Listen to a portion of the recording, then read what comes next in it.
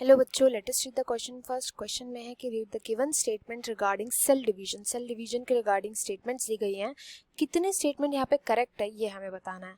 तो स्टेटमेंट्स बोल रही हैं द इंटरफेस दो called the resting phase remains metabolically active throughout its span. The endosperm in coconut is a perfect example of syncytium condition.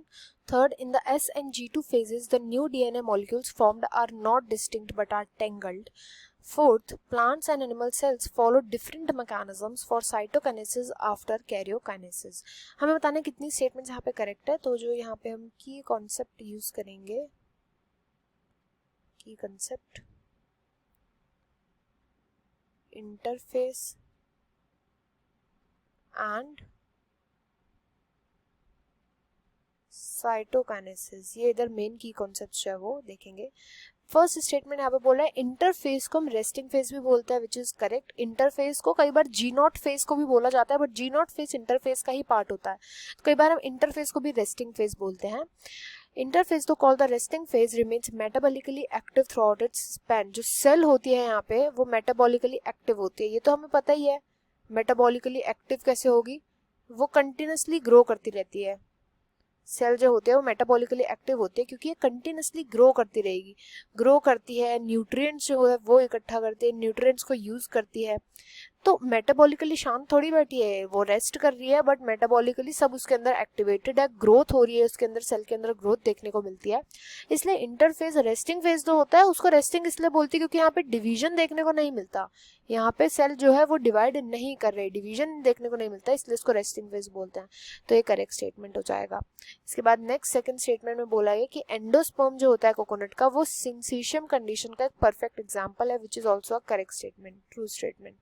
सिंसीशियम condition क्या होती है, जिसमें मल्टीपल न्यूक्लियाई प्रेजेंट होते हैं। जब मल्टीपल न्यूक्लियाई वाली कंडीशन जो होती है इनको सिंसीशियम कंडीशन बोलते हैं, या हम इसको सीनोसिटिक कंडीशन भी बोल सकते हैं। सीनोसिटिक का मतलब क्या होता है, जब सेल वॉल प्रेजेंट नहीं होता, सेल वॉल का एब्सेंट रहना, इसी को हम बोलते हैं सीनोसिटिक कंडीशन। कोकोनट का आपने एंडोस्पर्म देखा होगा, वाटरी लिक्विड एंडोस्पर्म होता है उसके अंदर, उसमें क्या होता है, उसमें साइटोकाइनेसिस देखने को नहीं मिलता। जब साइटोकाइनेसिस नहीं होगा तो सेल वॉल का फॉर्मेशन भी नहीं होता, सेल वॉल का फॉर्मेशन नहीं होता, बट कैरियोकाइनेसिस लगातार होता है उसमें। लगातार न्यूक्लियस जो होता है वो डिवाइड करते जा रहे हैं, इसलिए मल्टीपल न्यूक्लियस उधर देखने को, मल्टीपल न्यूक्लियाई जो होते हैं उधर देखने को मिलते हैं। तो सेकंड स्टेटमेंट इसलिए करेक्ट था। नाउ थर्ड स्टेटमेंट में बोला गया है कि इन दी S and G2 phases the new DNA molecules formed are not distinct but are tangled। ये भी एक ट्रू स्टेटमेंट है। कैसे, देखो S and G2 फेज में जितना भी डीएनए बनता है, ये डीएनए का जो कंटेंट होता है ना, केवल ये क्रिएट होता है, डीएनए का कंटेंट बनता है।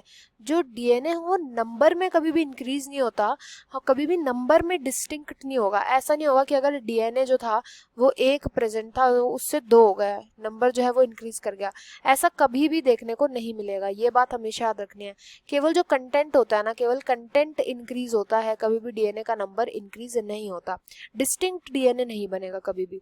डीएनए का कंटेंट कैसे इंक्रीज होता है कि फॉर एग्जांपल ये हमारा एक सिस्टर क्रोमैटिड था, तो ये क्या बन जाएगा, सिस्टर क्रोमैटिड ऐसे हो जाएगा।